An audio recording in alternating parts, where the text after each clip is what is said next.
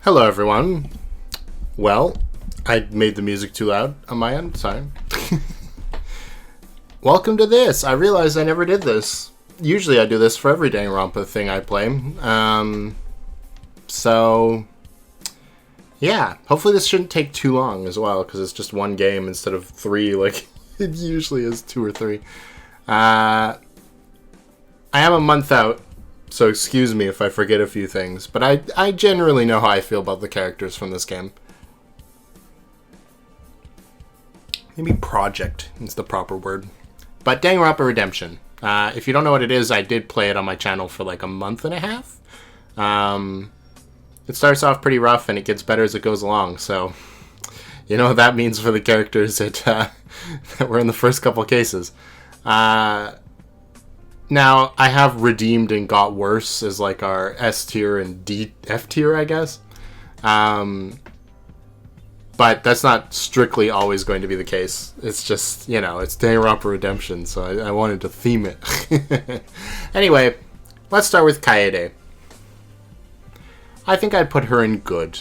After watching the V3 FTEs with Kaede, I sort of went back on, like, when we first started the series, and I was like, she feels a little bit like not like Kaede. When I watched those FTEs, I was like, yeah, this is exactly what I was thinking of. Kaede's kind of mean, you know? Like, she doesn't like want to hurt people or anything, but she doesn't always consider their feelings either. And in her, like, blue text, so, like, her mind, she's often judgmental. So, you know, compared to Shuichi, at least, in that game, Kaede's definitely got a stronger personality. And it's kind of a shame that in this game, she's just sort of more of a generic protagonist. I love everybody, let's, you know... I mean, she does want everybody to survive in V3, but she's very, I guess... clear on which people she thinks are weird and doesn't necessarily want to be around sometimes. Even Gonta, she's like, ew, bugs. This guy's crazy for liking bugs. You know? I don't know.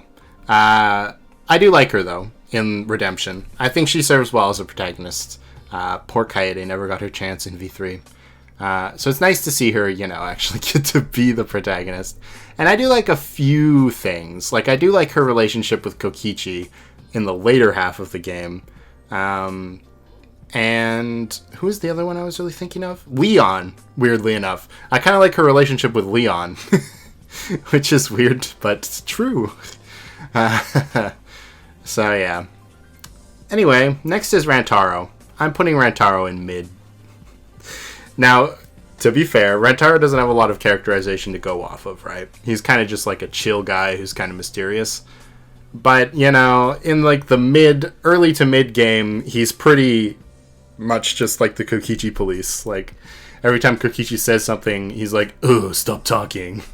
And I do think a little bit that him and Kaede are a little too, like, toxically positive about each other, maybe. Like, Rantaro will never question anything Kaede does, which is never a good thing. You know, like, the people that are closest to you have to be able to tell you the truth, right? And it feels like Rantaro is just trying to make Kaede feel better all the time, which I guess I can understand in a situation like the Killing Game, but it does make their relationship feel kind of hollow, and that's really the only relationship he has with anybody in the game, which is kind of maybe another issue. And his, like, traitor arc doesn't really do much for him because it lasts approximately 3 seconds. So, you know, he's okay. But I like Kokichi better. This game actually did make Kokichi likable. I would put him in Redeemed. And not just likable, but he still has the elements of his character that were supposed to be his character in V3. Like, oh, he wants to stop the Killing Game and he'll do whatever to get it done. I really like the idea of Kokichi, after failing in V3, being kind of jaded about it, you know?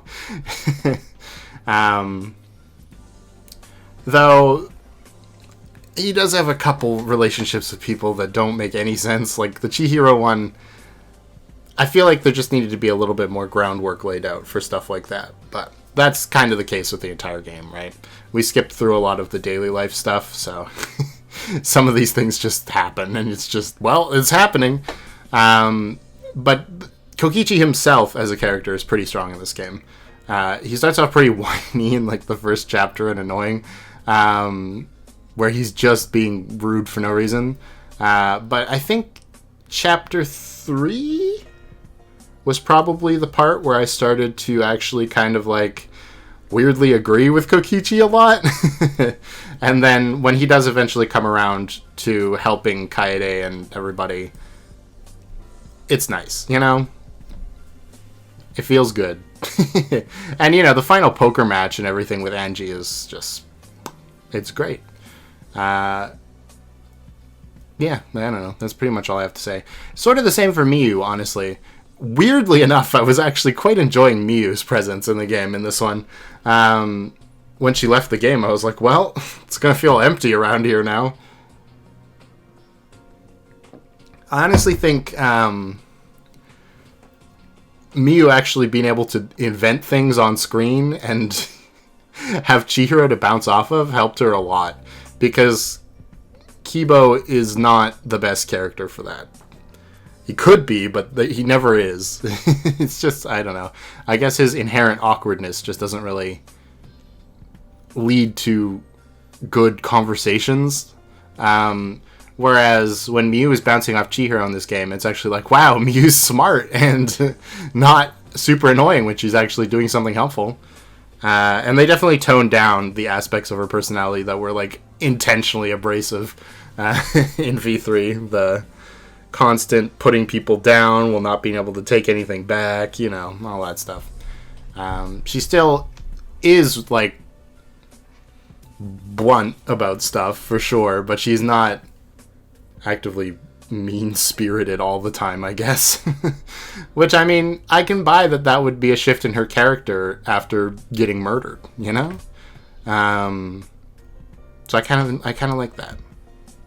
Kibo, once again, gets pretty much nothing to do. The poor guy, he's supposed to have this deep relationship with Miyu and Chihiro, but he's like never on screen with either of them. Honestly, he had more of a relationship with Kaede. As funny as that is. And I think it is kind of a missed opportunity to have him not talk to like anybody outside of the V3 cast. Other than, I guess, Chihiro. But Chihiro honestly feels like more of a main character, which mostly is relegated for the V3 cast in this. I don't know. I think it would have just been fun to see him interact with some of the people that were left around. Can you imagine how much fun, or, okay, how much it would make sense for Ibuki to be like, another robot, or, you know, something like that even. Poor Ibuki. We'll get to her in a second. But it would have been interesting to see him talk to maybe Mondo about getting stronger in like a very awkward situation. Or anything like that. I don't know. Because he's not the audience surrogate anymore, so he shouldn't be relegated to following their whims and sort of being an observer. Because he was created by like Miyu and was entirely his own person in this game, you'd think he'd be more like active about, you know, trying to talk to people and stuff. I don't know.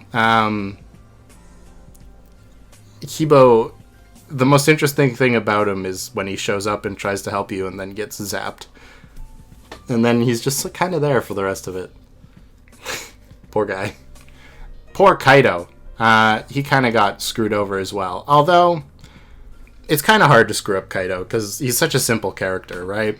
And I feel like this game does, like, he's not out of character, other than the fact that he's not telling anybody about Korekio being a murderer. To be fair, Miyu should be telling people too, but I can buy more that Miyu and Kokichi might keep that information a secret to try to, you know, not cause trouble and, you know, put a target on their back for Korekio. Kaido would definitely just come out and say it, right? Like, there's no way he'd let Korekio get away with that. Especially when, you know, you've got people like Mahiru, Ibuki, Angie, Kaede, that are just sort of like probably the kind of people he would target. Like, if we want to redeem Korekyo, that's fine. But in order to start that redemption process, you would have to, you know, acknowledge what's happened.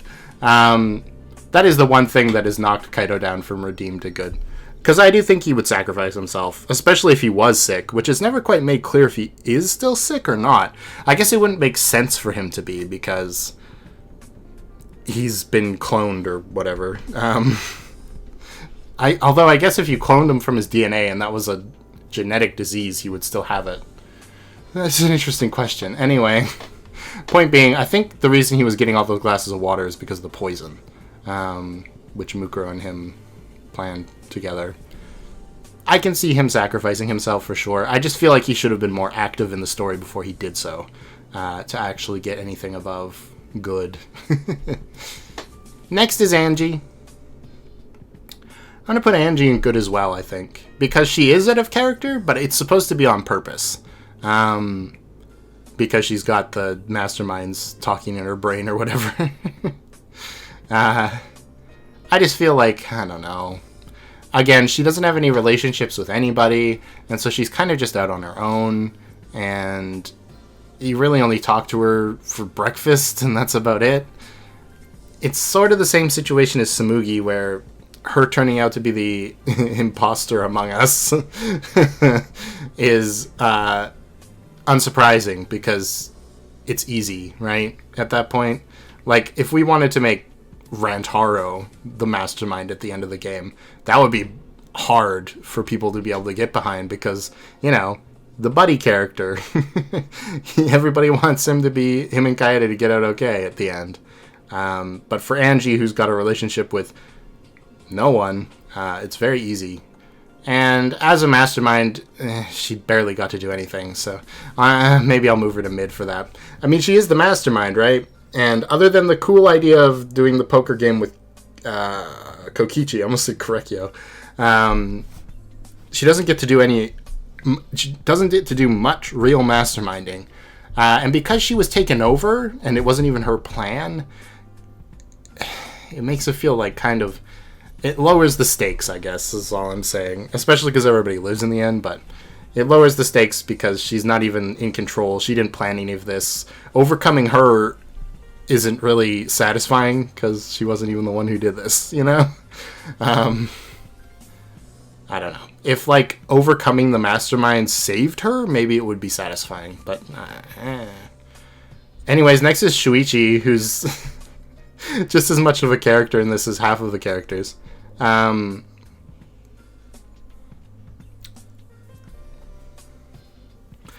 Yeah, I think that's where he's got to go. I mean, obviously he doesn't get much screen time, and he doesn't have any relationships with anybody but Kaede, because he's not even in the game. He's the only one of the, like, not in the game people I put in, because he does talk quite a bit. I like the idea that Shuichi would even go against Future Foundation's protocols in order to, you know, save his friends. Here's the thing, though. That's exactly what Makoto did in Danganronpa 2. So you'd think he'd at least have some sympathy for him, you know? Like, I get Byakuya wouldn't, and absolutely he would not. But Makoto's running this show at this point, right? You'd think he could have just talked it out with Shuichi. Honestly, the Future Foundation in this game in general feels kind of weirdly corporate in a way that I guess makes sense, but for Makoto and Kyoko and Aoi, feels kind of weird. Like, it feels like Byakuya took over the whole thing, which I guess he probably would, but I don't know. Anyway, aside from that, he just kind of barely exists, but he does exist more than most of the others that weren't in the game. I do think his relationship with Kaede is a little weird. It's definitely put on, like, the back burner, for sure. You can tell. I do like that Kaede doesn't have, like, a confirmed relationship with anybody after all of this, though, because I really thought that was coming. But it does feel kind of weird for her to... I mean, she acknowledges Shuichi, but it takes her a while. Like, you know, you'd think that'd be, like, the first thing on her mind after she woke up, because she literally Shuichi just about tried to, like, sacrifice himself to save her or whatever, and all of this stuff. But she barely ever thinks about him. I don't know. Poor guy, that's all I'm saying. Anyways, next is Korekiyo, and we all know Chapter 1, Korekiyo. Not good. And I'm putting Mahiru here as well, because we might as well just do them both at the same time. I mean, I cannot imagine. Like, Mahiru, she doesn't play the safest all the time, but I cannot imagine she would not complain about her door not having a lock on it. Like, it's what I was saying when the game was going on. I feel like if that was Kaido, I could believe it, because Kaido would be like, no, I believe in everyone, no one's gonna kill, and then he dies. But for someone like Mahiru, no. There's no way that would happen. And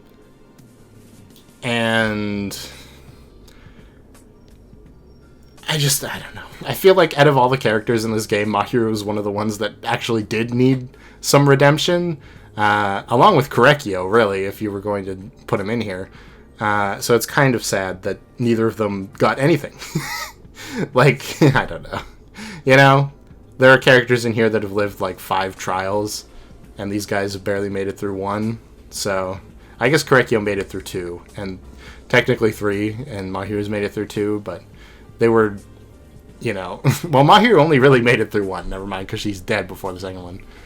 Korekiyo kind of made it through 3, but the third one was his own, so I wouldn't really count that.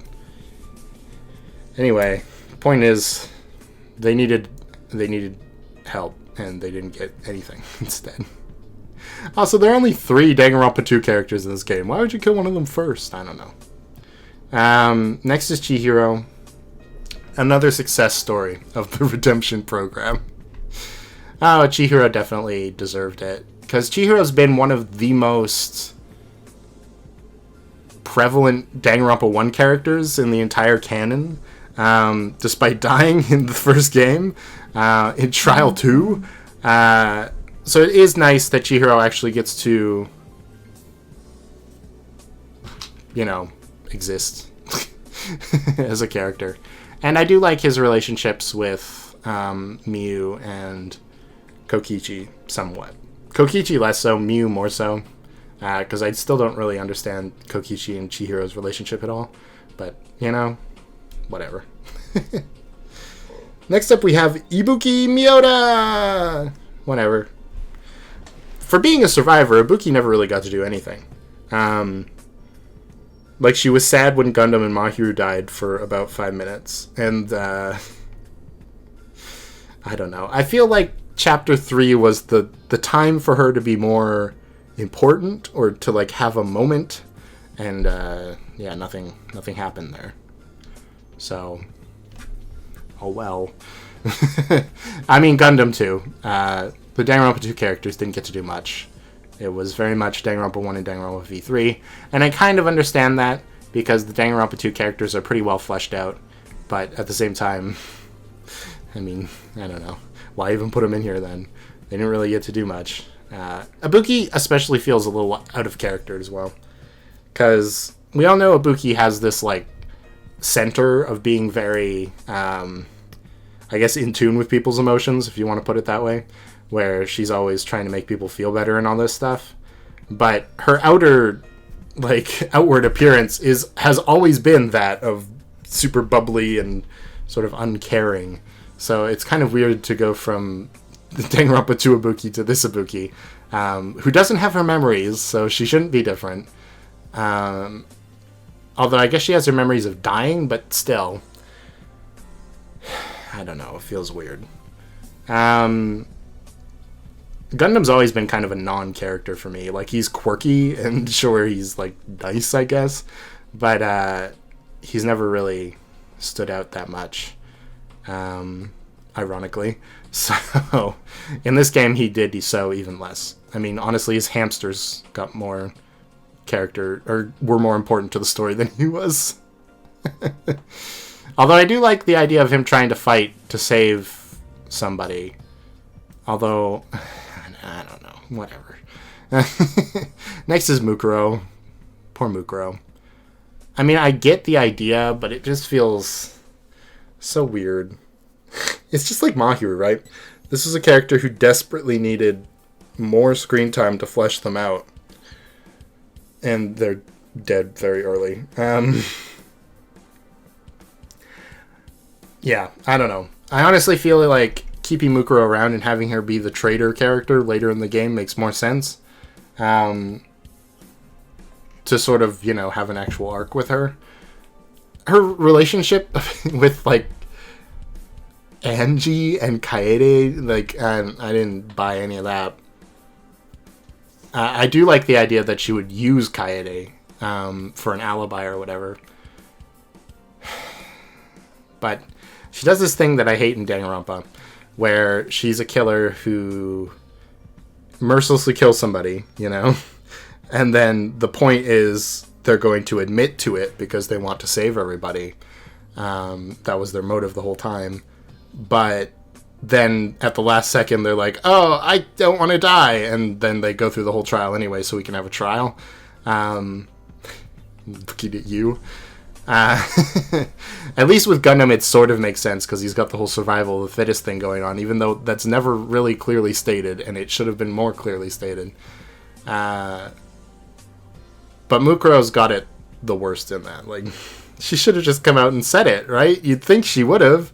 I could almost buy it if it was the other way around, and it was sort of like case 4 of Danganronpa Another, where nobody believes Kaido's done it, despite the fact that Kaido keeps confessing to it.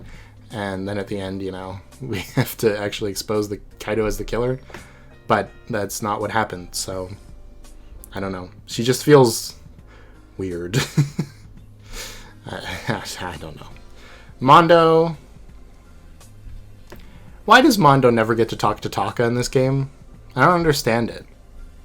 Like, I could understand if there was awkwardness for, like, chapter 1, and then they start actually talking to each other. But, like, why don't they talk to each other? Like, I could understand if, I'm just going to put Taka in the same place. If Taka was like, Mondo, you killed someone, I can't associate with you anymore. And then they had to, like, have an arc about that, but that's never even what happens. Everything they do is off-screen, mediated by another character off-screen, and they never talk to each other on screen. It's so weird.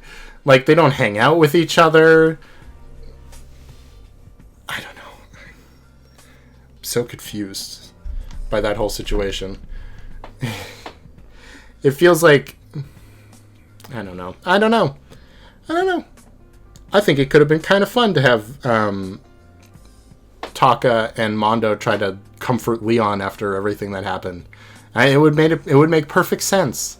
After, you know, losing somebody you really care about, for these two guys to be like, hey, man, like, I've been there. I've been angry before, you know. It's never a good idea. You end up killing somebody.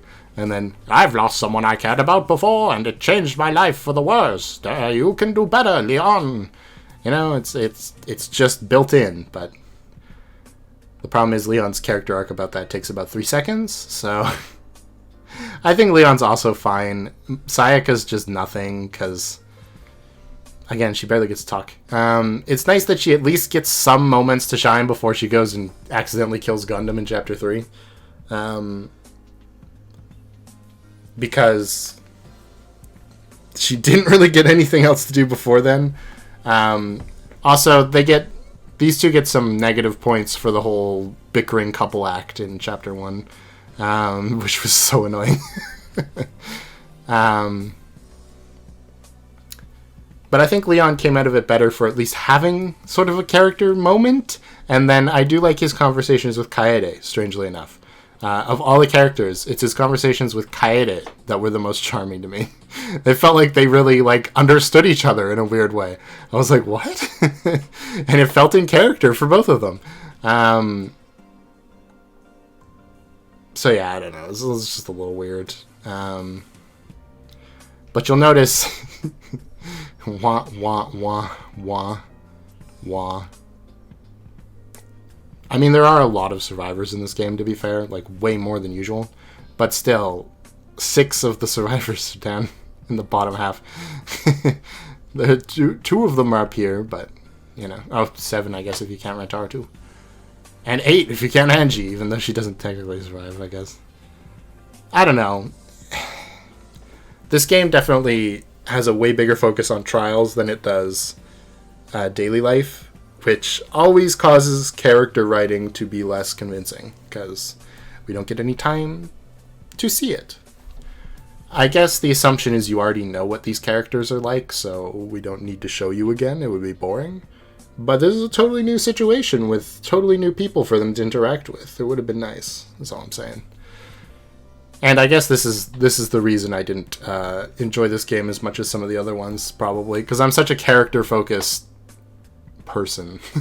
Like when I'm reading anything or watching anything, I guess, I'm always thinking about the character interactions more so than like the main plot.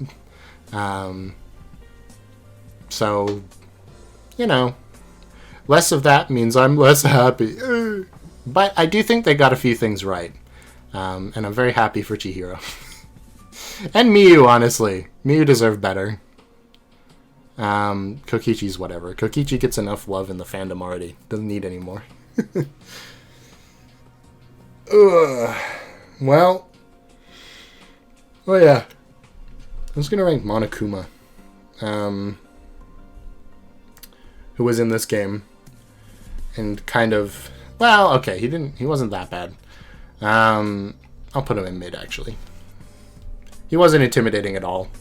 I know it's hard to do at this point because he's been in so much funny stuff, you know? Like, so many goofy situations. It's hard to make him feel scary again. But I feel like if you just leaned into the fact that he could control this entire world and didn't really care about people knowing about it, and made him like a mad... like a power-hungry admin on a Minecraft server who's just trying to mess with everyone. You could have made him intimidating again. But, you know, as it stands, he's just kind of there. So, it's with all the other people that are just kind of there for the most part. Actually, Shuichi's more than just kind of there, I'd argue. I don't know. He's more of a force than a character in this game. But yeah, that's where I'm going to leave it, I think. I know whenever I talk about this game, I speak negatively. And it's not intentional, because, you know, I still did enjoy myself with the game and the concept, for sure. But, you know, I gotta tell the truth. It's what I gotta do. And it just so happens that some of my favorite characters didn't get to do much. So, yeah, that's how it goes. Anyway, Pokemon. Coming soon to a channel near you. I hope you'll watch. I'm going to be doing a Scarlet and Violet Pokedex completion challenge where I'm going to try to catch every Pokemon in a given area before challenging the gym leader. So we'll see how that works, because the game's supposedly open world, and I haven't looked at any of the leaks, so I have no idea how much. So maybe I'll just be catching Pokemon for 20 hours and then challenging all 6 gyms in a row. I'll try not to do that, but we'll see. Maybe like I'll challenge a gym once a week or something, and I'll let you guys, I don't know, vote on which one I'm doing. Probably not, because I'm going to record most of this game in like 4 days, in the next 4 days or so, after it releases. So I'm probably not going to have time for you guys to vote. But maybe while I'm doing it, I can put a poll up on YouTube or something and see. Maybe.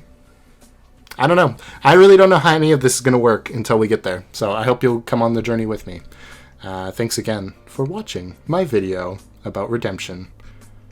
This is the last Danganronpa redemption content I'll ever be making. We'll see after Pokemon if I'm up for another Danganronpa. I might save my Danganronpa energy to keep working on Danganronpa International, though. We'll see. I've taken a bit of a break from writing it because I had so much damn schoolwork to do. So maybe I'll have some time to catch up with it once the semester's over and keep writing Chapter 1. Anyway, I've rambled enough. I've been rambling. So like and subscribe.